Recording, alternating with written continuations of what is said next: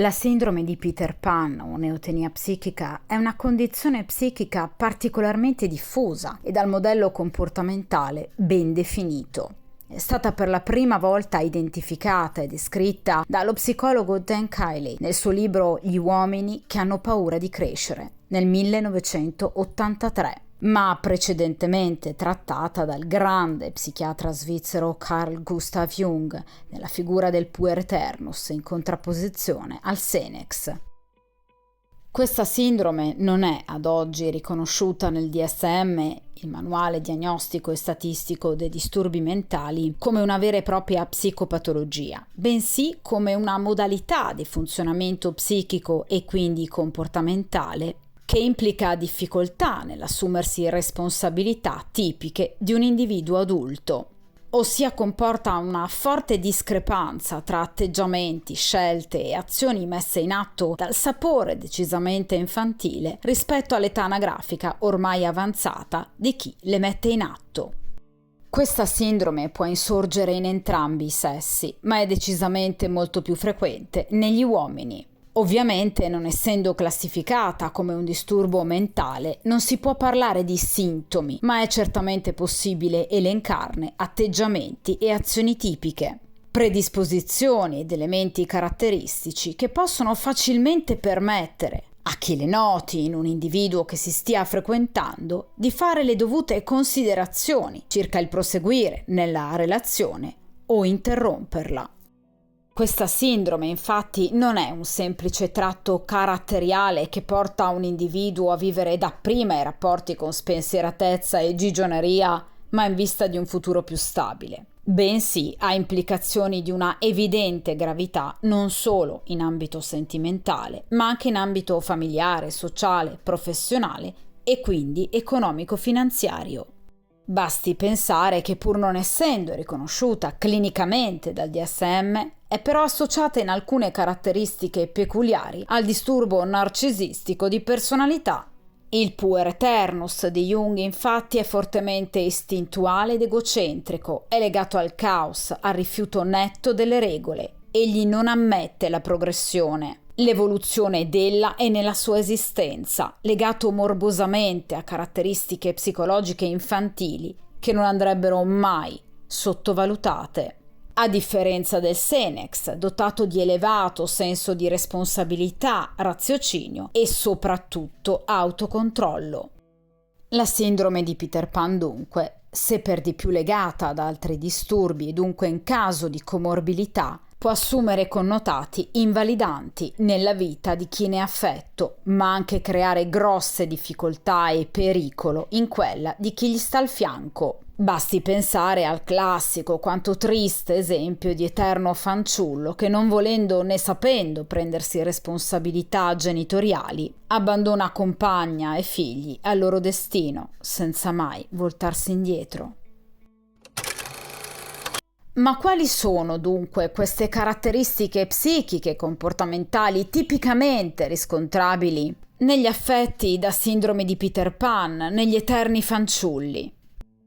Punto primo: rifiuto di regole, responsabilità, scelte e decisioni.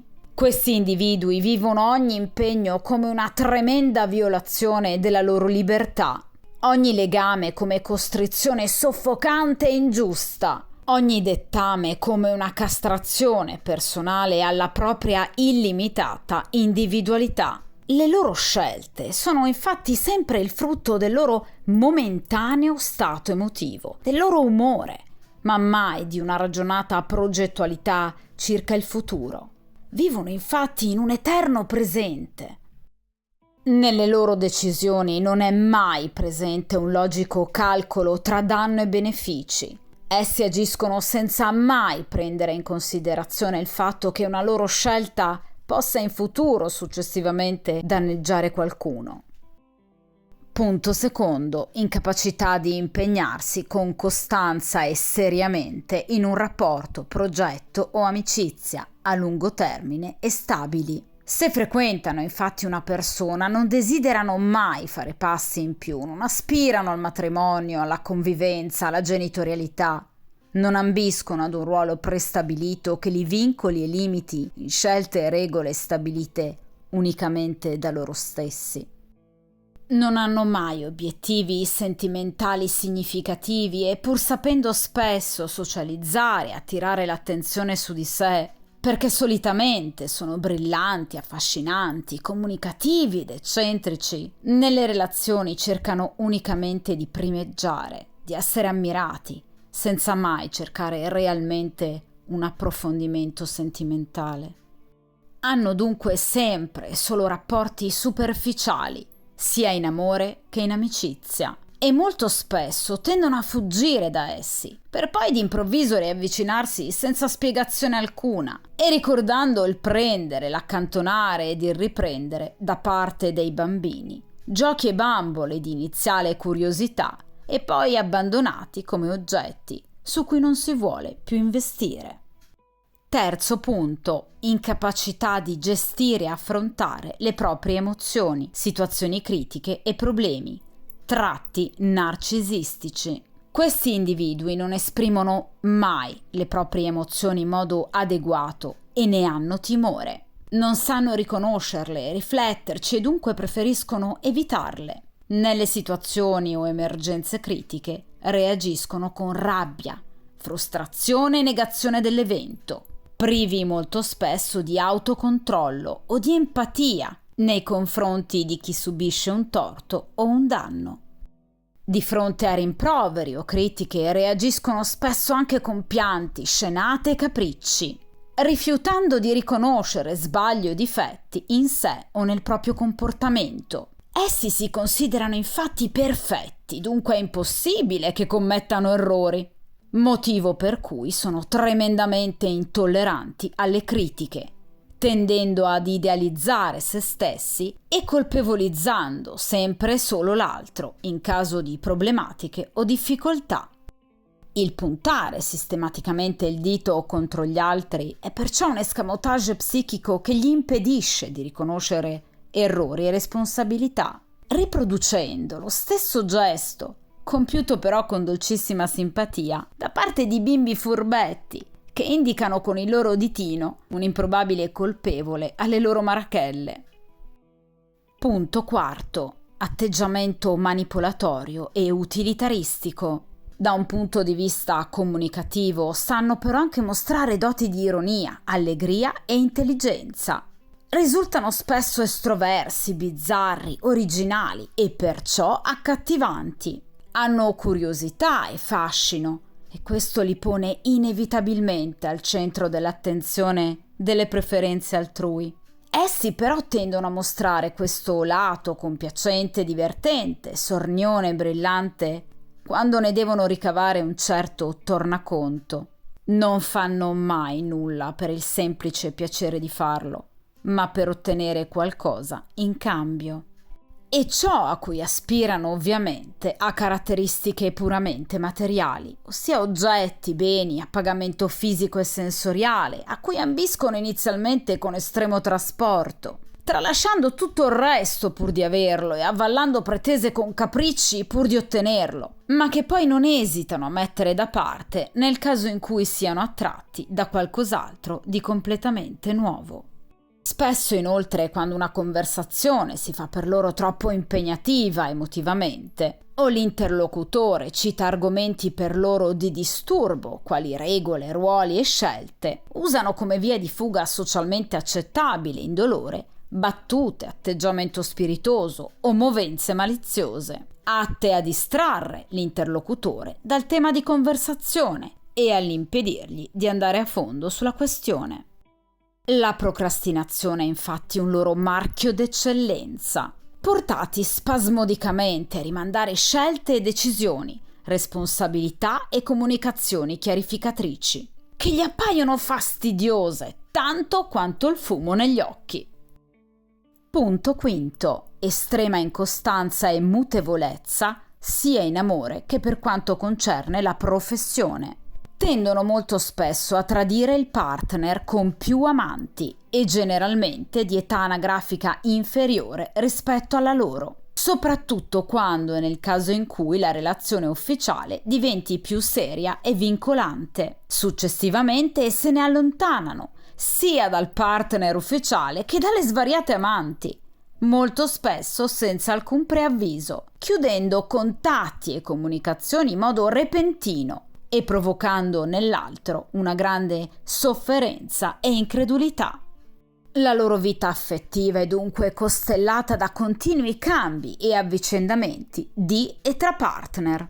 E lo stesso atteggiamento di grande superficialità e noncuranza viene ribadito anche in ambito lavorativo, in cui spesso questi individui non raggiungono alte vette dirigenziali o di riconoscimento. Tendono infatti a rifiutare il cosiddetto posto fisso. Non amano recarsi stabilmente ogni giorno con continuità e abitudinarietà in sede di lavoro per lo svolgimento della medesima professione, poiché se ne annoiano in fretta. Vengono spesso licenziati per assenteismo e poco impegno e tendono, come è ovvio, a cambiare molto spesso lavoro e addirittura mansione, più volte nell'arco della loro stessa vita, in una sorta di cronicizzata disoccupazione.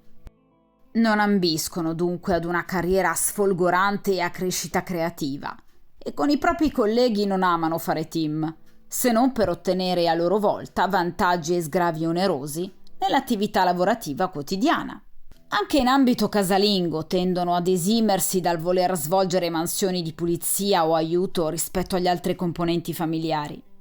Tendono infatti ad avere un atteggiamento non collaborativo e fortemente passivo anche in ambito domestico, preferendo il giocare con videogiochi o lo zapping televisivo o lo scrolling infinito su smartphone, piuttosto che coadiuvare la propria compagna nelle faccende casalinghe o nella gestione dei figli.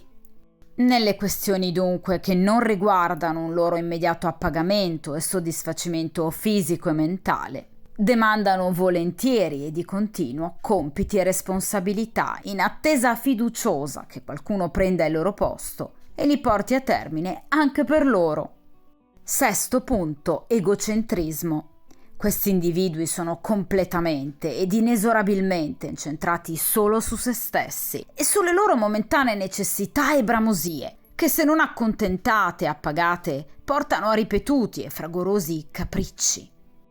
Inoltre tendono a mostrare una sorta di iperattenzione nei confronti della propria salute e di ogni minimo proprio sintomo fisico e organico, che leggono spesso in modo tragico e totalizzante, come fossero in punto di morte. Questa ansiogena sopravvalutazione e reattività esasperata a minimi disturbi a seguito di una costante e morbosa concentrazione sul proprio stato di salute ricorda molto sia il disturbo di ipocondria che la strenua necessità di sentirsi rassicurati e coccolati dopo una dolorosa e sconosciuta colica ed un relativo pianto copioso da parte dei nostri bambini, che cercano nel nostro conforto un riparo a paure e momenti di criticità.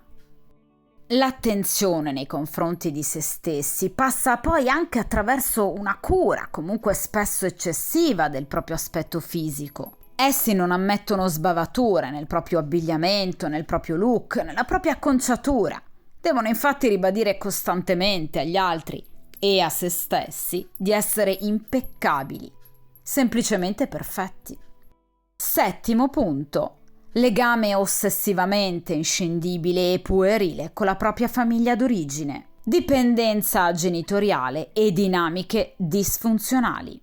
In questo ambito possiamo avere o soggetti che vivono ancora con i propri genitori e non hanno mai tentato di vivere autonomamente in modo indipendente, oppure soggetti fintamente autonomi e indipendenti che, pur vivendo da soli, dipendono economicamente e fattualmente dalla propria famiglia d'origine.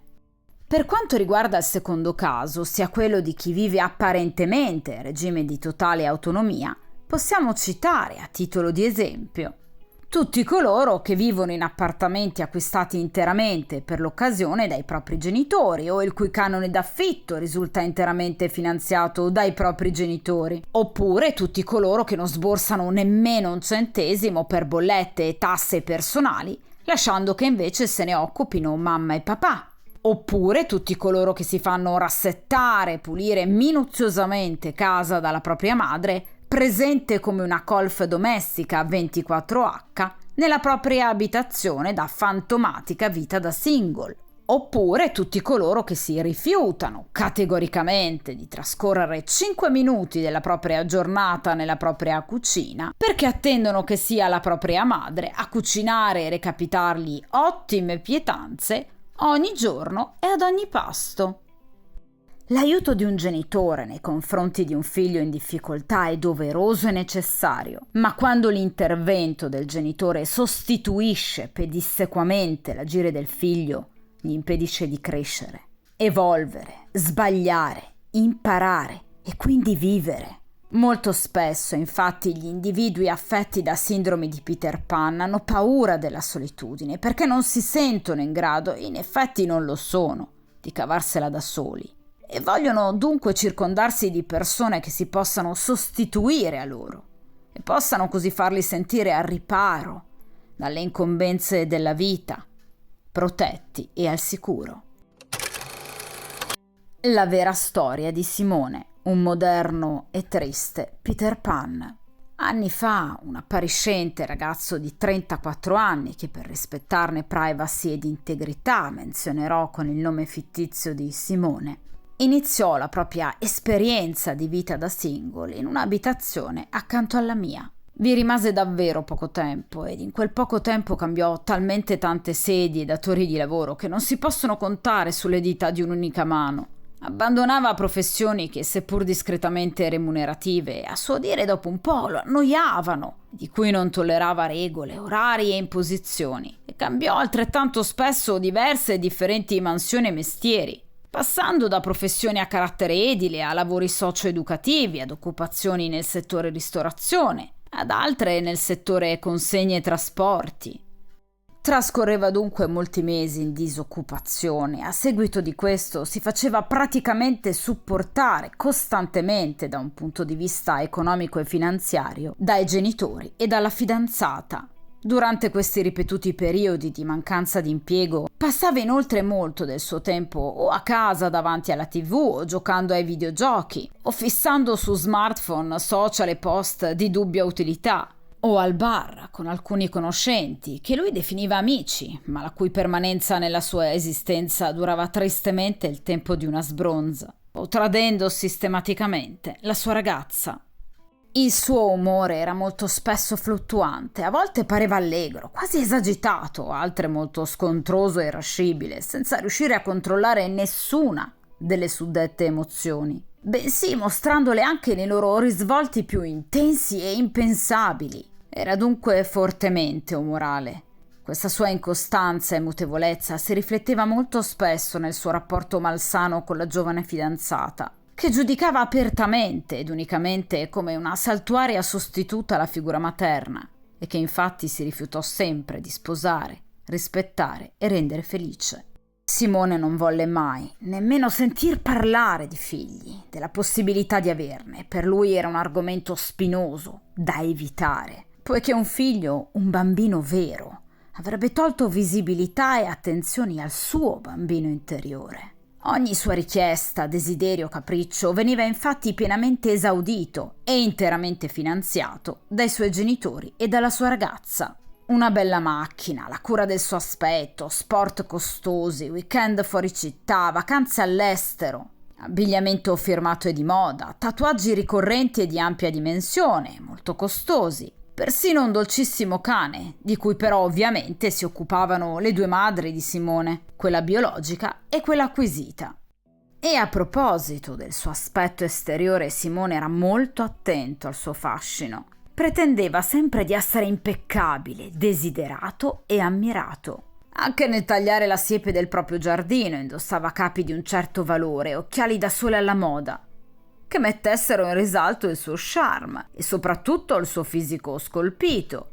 Egli infatti non amava affatto prendersi cura del proprio manto erboso, attività casalinga che, come tutte le altre, avrebbe lasciato volentieri e quotidianamente a sua madre, se non quando scorgeva, inorgoglito e pavoneggiante, occhi curiosi e maliziosi nei paraggi.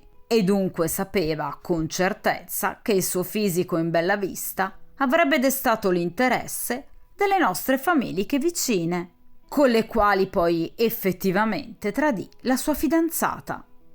Era di una vanità proverbiale, di una immoralità e infedeltà da Guinness dei primati, inesorabilmente allergico a regole, doveri, rispetto enorme. Ebbe infatti anche alcuni momenti di duro confronto con la giustizia e la legge, poiché spesso manifestò comportamenti fortemente antisociali, oltre che aggressione e resistenza a pubblico ufficiale, totalmente incapace di impegnarsi seriamente, sia in ambito sentimentale che professionale, e dipendente economicamente dalla propria famiglia, e dalla quale non si era mai veramente allontanato o reso autonomo, ma più semplicemente lui aveva cambiato indirizzo di residenza e la madre spostato il proprio domicilio presso la nuova abitazione del figlio. Il comportamento invadente, ossessivo, invalidante, ai limiti dell'ossequio nei confronti di Simone mette i suoi genitori direttamente sotto i riflettori della colpa. Nemmeno di fronte alle problematiche giudiziarie e penali a causa di comportamenti insensati e provocatori con e contro le forze dell'ordine sopracitati si rivolsero al figlio con atteggiamento di saggio rimprovero, bensì lo giustificarono sotto tutti i punti di vista. Simone era per loro e per la sua sventurata fidanzata il perfetto e bellissimo erede della loro progenie, da servire, riverire e candidamente proteggere, condannandolo però in uno stato di immaturità e involuzione perenne. Un episodio mi lasciò particolarmente sconcertata. Ricordo di essere stata impegnata in faccende domestiche quando risuonò più volte insistentemente il campanello di casa. Simone era là fuori, dinanzi alla mia porta d'ingresso, e con sguardo atterrito e lacrimoso, tremante e nervoso, mi chiese aiuto per un non precisato taglio al viso che diceva di essersi fatto radendosi diversi minuti prima. Diceva di averlo disinfettato a lungo. Le sue movenze personificavano quelle di un bambino diligente che aveva correttamente svolto il proprio compito, ma pareva molto scosso dall'accaduto. Osservai bene il suo viso e notai una piccolissima, quasi impercettibile ferita da taglio, di non più di un paio di millimetri, nemmeno sanguinante, all'altezza del mento. Dopo essermi primariamente accertata dello stato effettivo del problema, cercai successivamente di tranquillizzarlo, sia sfruttando la grande fiducia che riponeva in me nella mia professionalità ormai da tempo, sia accettando implicitamente di adempiere, per breve durata, la funzione di cure parentali. I momenti di maggior criticità e tensione emotiva infatti non sono certamente i più adeguati per sermoni psicanalitici alla libera tutti, ma riportandolo comunque ad una maggior aderenza al reale, porgendogli tra l'altro una garza sterile per constatare di sua mano ed innanzi al mio specchio che, tamponandola, quell'insostenibile ferita alla fragilità dell'ego era ormai fisiologicamente divenuta affare strettamente riservato al suo sistema tegumentario. Provando poi a distrarlo con informazioni leggere, spensierate, Simone apparve più sereno, al punto che ricominciò a sorridere. Ringraziandomi e salutandomi, pur decisamente rinfrancato, mi disse però che avrebbe provveduto a coprire quell'intollerabile taglio da rasoio con un cerotto speciale che la madre gli aveva procurato in caso di particolare evenienza. Non mi sconcertò il fatto che un ragazzo alto, muscoloso e dall'aspetto possente potesse tremare di fronte ad un taglio di un paio di millimetri. Ciascuno di noi ha paure totalmente irrazionali, che ad altri paiono totalmente assurde, ma che per noi rappresentano mostri spettrali capaci di provocarci vibrante pelle d'oca. Bensì il riferimento a quel cerotto speciale che l'onnipresente madre gli aveva fatto conservare in caso di gravi eventualità, come una sorta di feticcio sacrale che sanciva un patto inviolabile tra il puer aeternus e la sua genitrice. Nonostante io abbia più volte tentato di avvicinarlo alla possibilità di un reale ascolto e aiuto psicologico presso ottimi colleghi, Simone si rifiutò sempre di prenderne parte, e così anche la sua stessa famiglia, che invece preferì continuare a mantenere ben saldo il cordone ombelicale, trasferendolo altrove, in una casa più grande, per un'esistenza più costosa, verso un destino più triste. Corretto fu dunque ciò che scrisse Goethe: dove c'è molta luce, l'ombra è più nera.